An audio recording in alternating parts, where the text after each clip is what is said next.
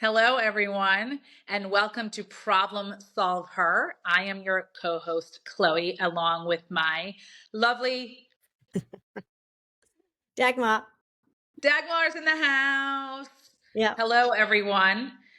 Dagmar and I think we're on week 4 or 5, and we're really excited because Problem Solve Her is about inspiring women.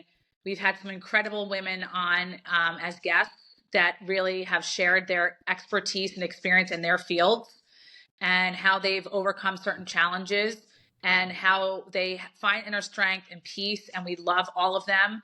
And this week we're going to have on a male. I might know him, problem solve him, and how men work with a lot of women they've empowered. And believe it or not, a lot of companies that have male CEOs and founders, like 98% of their employees are women, which I love. So we have some great stories coming up this week. But Dagmar and I would like to talk to you guys today about the fear of selling. Now, I want to start with the word fear, and I want to ask Dagmar what the word means to her, because for me, fears are rational, right? It's something we create in our minds, in our heads. Everyone has a fear of something. Anyone that knows me well knows I have a fear of flying, and it's irrational because it's about control. But at the same time, I'm putting my life in somebody else's hands. But you are if you're in an Uber, right, as well, if you're on a train. And so all these fears that we have, whether we learn them as, adolescents and growing up and they become bigger as adults, or maybe they become less, depending on how we work on it. But I think it's really important to give our listeners and our viewers today a little insight of what you and I think the fear of selling means and how we can help them try to accomplish some new goals. So that being said, Dagmar, Daggy. Oh, that's the new one. Daggy. I never called you that. I know some of your friends call you Dag, but I'm going to say Daggy today. What is the word, before we get into the selling portion of it, what does the word fear mean to you? So fear means, to me personally, and that's my personal experience, it's a trigger. Because at the end, when we are born, we don't have fears. So then we experience situations in our environment and something scares us. And then this trigger stays with us, and if we not resolve it, could become fear of selling. At the end is fear of failure, fear of rejection, fear of the unknown, right? What's coming after that. So for me personally, it's a trigger. And I think it's important to understand what triggers it. I love that you said the fear of the unknown, because that is what fear ultimately is for me personally, is not knowing what lies ahead, whether you're getting ready to interview for a new job, whether your significant other says, I need to speak to you tonight, it's important. All of these things that play in our mind, right? So fear, really what it's based and rooted in is, like you said, rejection, anxiety, stress, all these things. And then what we do is we spin it on the hamster wheel in our mind, and then it becomes bigger and bigger, right? Right. So for me personally, the fear of selling is not an issue for me. Okay. I have no problem, and you know this about me. I will sell ice to Eskimos, plant me, throw me in a spaceship, land me somewhere and say, you have to sell this today. And I'll do my very best to do that. And I don't fear it. And I think a lot of that comes from growing up in my family's commercial real estate business, which we talked about on the rejection episode, and just calling these huge, big commercial real estate principles. And if someone hung up on me, they hung up on me. Make the next phone call. But I think people in selling, especially in today's world, because there's so many different sales jobs that were created during COVID, right? And people working from home, that the fear of not only not getting the deal done and not closing it, and the anticipation of it and the waiting, it's more to them is, am I good enough? Can I sell? Because not everyone was born to sell, right? And you and I know, working in the nonprofit world for years, that anything in the nonprofit sector, if you can sell it, you can sell a Rolls Royce every day of the week. It's really difficult, right? So for us, selling comes a little bit more naturally. But I want to just tell one story specifically, and then I'd like you to give me your feedback and tell me a story as well about selling and how you can be successful in doing it. Now, when I come from my perspective, this is just me telling our listeners what I've done in the past and my experiences and how it's worked for me. Might not work for everybody, but I'm sure it will work for some. So the number one thing is in any sales job, because a lot of it, right, is cold calling and phone calls, or maybe it's a friend of a friend told you to call somebody. You're picking up and you have 15 seconds. This is me personally, 15 seconds to connect with that person. It's a very short amount of time because if you don't capture them in that space, party's over, see you later. They're already on to the next thing. My other line is ringing. I have to go. My food order just got here. My wife just walked in the room, whatever it may be. So you have to connect. And if people are intelligent and they do their homework first, because you can't skip steps, like Joanna said, right? When she was on, you can't skip the steps. Do your homework. If you're calling someone in, I'm giving an example. You and I both live in Florida. I'm calling someone in California. I happen to see that they live in Los Angeles. I was born in LA. Okay. I have 15 seconds. Hey, Ron, how you doing? Who's this? Hey, it's Chloe. What's going on there in LA? It's been a while, but I was born at that famous Cedars-Sinai hospital. Oh, you were? You're an LA baby? And the conversation starts. You have to engage immediately, but you have to be natural. Don't have a script. Don't fumble on your words. The second someone thinks that you're weak or you're nervous on the phone, you lost them. It's over. And really in person too, they'll feel your body language. So that's a little piece of advice I'd like to give people that are thinking about doing sales or having a fear around it. Just be natural. And it's okay if you slip up a few times when you're doing it, because anyone starting a new sales job is going to have fumbles, right? So that's just a little piece. That's just a little crumb of a piece of advice I would like to give to people. Yeah, and I can totally confirm that you are the natural extrovert and you can sell anything to anybody without any questions. I appreciate that about you. Listen, I have other issues, but that's not one. I'm very good at that. I leave all the technology to you because you're the genius, but sales is, yeah. For me personally, I'm an introvert, and I was raised to be the good girl and not be in the spotlight, right? Mm-hmm. Just fit in. So, and for me personally, I was a little bit more of an learning experience. And what helped me a lot to switch my mindset from selling to serving, and to go where I can serve the people, joining a chamber, going to networking events, and asking to speak at events and share my knowledge and experience. And so over time, it became much, much easier to attract clients and customers naturally.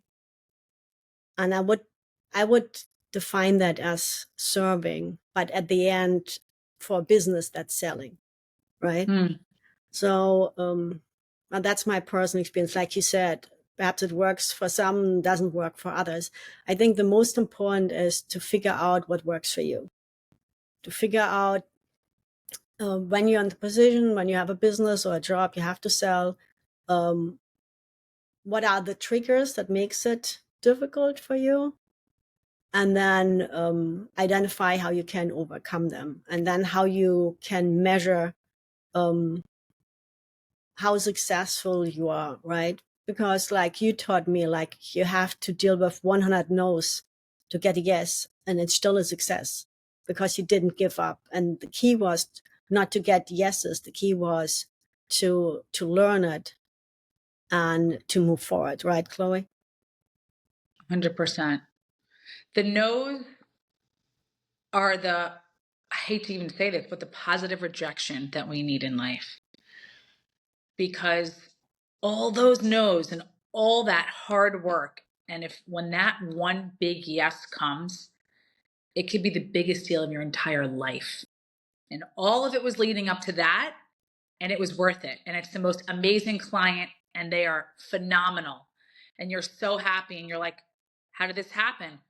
How did I land this incredible, this, 7, 8 figure deal?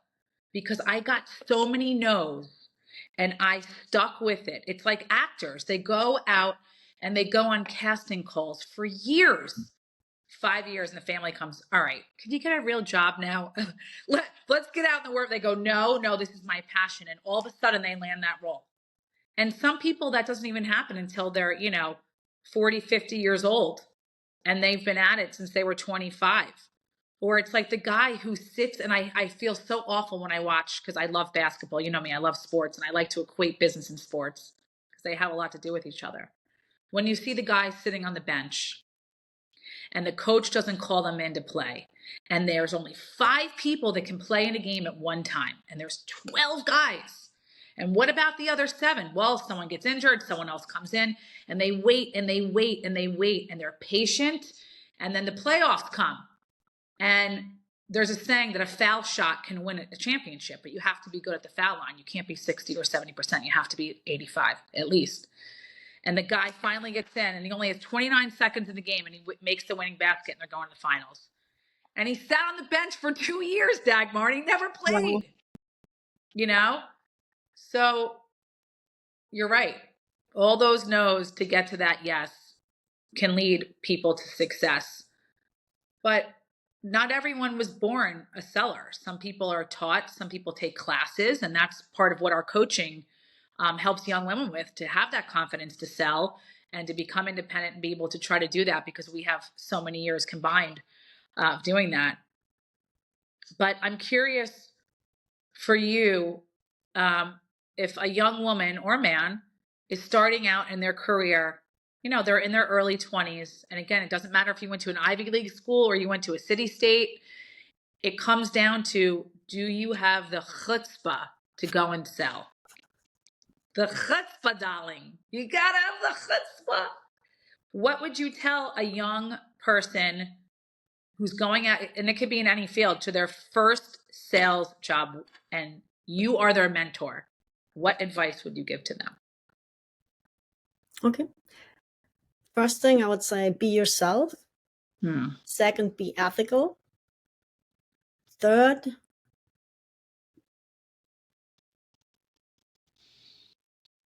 stand to what you know and learn what you don't know. I think it shows when somebody has good intention and somebody's willing to go above and beyond. And it's not always the experience in a job. It's oftentimes how much are you willing to move forward, no matter if you think you can or you cannot anymore. And clients and customers feel it if you're willing to do what it takes. I love that. Go the distance is what you're saying. Yes. I think that this younger generation, and I'm not hating on this generation, just so you know, young women out there in your 20s. I'm hating that you're in your 20s. I'm in my 40s. I'm jealous of that. But I'm going back to when we were younger, and Stacy spoke about this last week. I mean, we're all different ages, but generationally,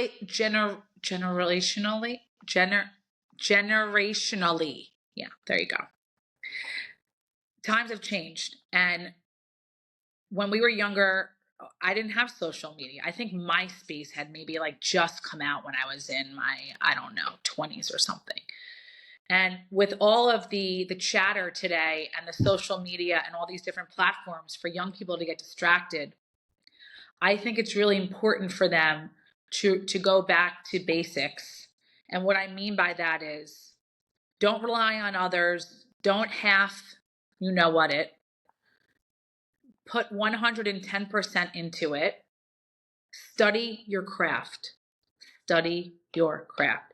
If you're new in real estate, in software, a yacht broker, a car, you got your dream job, you're selling Rolls Royces now.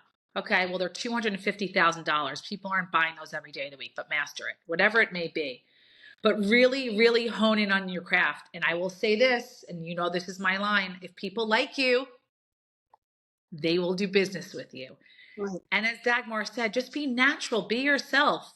If you're all out there scripted and you're a robot, people are like, I'm good, thank you. No gracias. So be yourself, be your authentic, true self. And when that big one yes comes, that win is going to be incredible. Yeah, absolutely. I think to summarize that, because we're at the end of the podcast. No, we have 2 more days to go straight. We're going to break a record. The key is really first to stop for a moment and to identify what you have, what you don't have. And then define the goal, what you want to accomplish, and then always look for the goal. Don't judge yourself by the steps you take, but always compare it, how far you are to the goal and what else you need to accomplish it. That's sound advice. Because I think a lot of struggle with the second no, the 10th no, the 15th no, and then the triggers kick in, fear of failure, and I cannot do this. And I think that's the challenge. And it really, from my personal experience, and like you said, it's not working for everybody, but it really helps me to always have my goal focused. If my goal is this, I will look at the goal. I will just move forward with the steps. I think also as adolescents, the reason why parents say no and they don't always say yes is to also prepare you.